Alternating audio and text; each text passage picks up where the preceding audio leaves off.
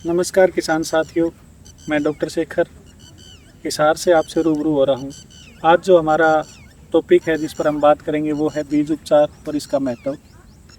किसी भी फसल में जब हम बीज को बोते हैं, अगर मैं खेतीबाड़ी की बात करूँ तो किसी भी फसल में जो मेजर इनपुट है, जो सबसे मुख्य रूप से जिस चीज़ का सबसे ज़्यादा महत्व है वो है किसी भी फसल का बीज। अगर बीज अच्छा होगा, बीज को आप अच्छे से उपचारित करेंगे और बीज को आप अच्छे से बोएंगे तो वो एक अच्छी फसल और अच्छी पैदावार आपको देगा। तो बीज उपचार का किसी भी फसल के जीवन चक्र में क्या महत्व है, आज हम उस पर बात करेंगे। बीज उपचार मुख्य रूप से हम 3 प्रकार के प्रोडक्ट से करते हैं, जिसमें सबसे पहले आते हैं कीटनाशक दवाएं, फिर आती हैं फफूंदनाशक दवाएं और फिर आती हैं कुछ खुराक की दवाएं या फर्टिलाइजर्स हम कह सकते हैं, उर्वरक हम कह सकते हैं, जिससे हम बीज का उपचार करते हैं। अब कीटनाशक से किसी भी बीज का उपचार करने से हमें क्या क्या बेनिफिट्स देखने को मिलेंगे। जब हम किसी भी बीज का उपचार कीटनाशक दवाओं से करते हैं, जैसे थायोमेथोक्साम एक साल्ट है, एक कॉमन केमिकल है जिसका मुख्य रूप से लोग बीज का उपचार करने के लिए उपयोग करते हैं।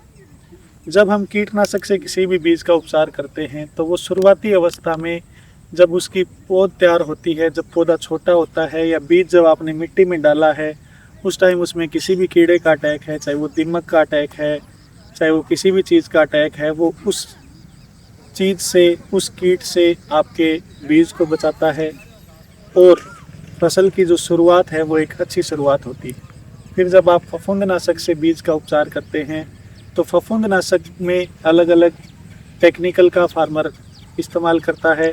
उसमें कार्बेंडाजिम है, कार्बोक्सिन है, थीरम है, कुछ लोग थाइपोनेट मिथाइल का भी इस्तेमाल करते हैं। तो अलग अलग केमिकल्स का लोग यूज़ करते हैं, कुछ लोग मेटालेक्सिल का भी यूज़ करते हैं।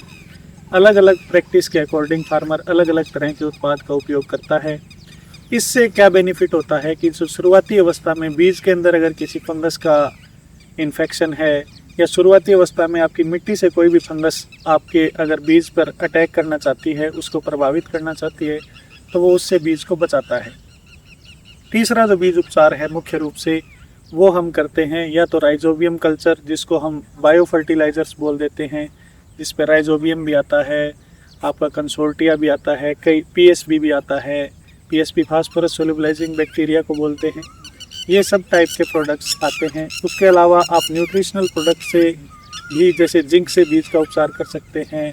आप कुछ ऐसे उत्पाद का उपयोग कर सकते हैं जिनमें मिक्सचर ऑफ न्यूट्रिएंट्स हो सकता है, जिसमें nitrogen, phosphorus, potash, calcium, phosphorus, सारे प्रोडक्ट्स उसमें एक साथ हो सकते हैं, सारे पोषक तत्व उसमें एक साथ हो सकते हैं।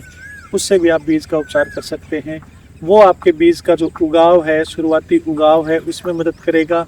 उसके अलावा जो शुरुआती खुराक बीज को चाहिए वो देने का काम करेगा, क्योंकि जब तक बीज उगकर और धरती से निकलेगा तब तक वो खुराक जो लेने का काम करता है वो बीज से ही करता है।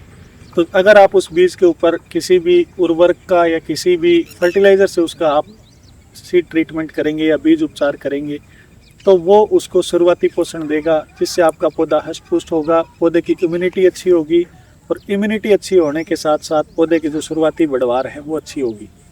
अब हमें ये जानना है कि इस बीज उपचार को करने के लिए हम कौन सा रूल फॉलो करेंगे। तो इसमें सिंपल रूल होता है FIR, यानी जब हम बीज का उपचार करने के लिए कोई भी सॉल्यूशन तैयार करेंगे उसमें सबसे पहले हम फंजीसाइड का सॉल्यूशन बनाएंगे।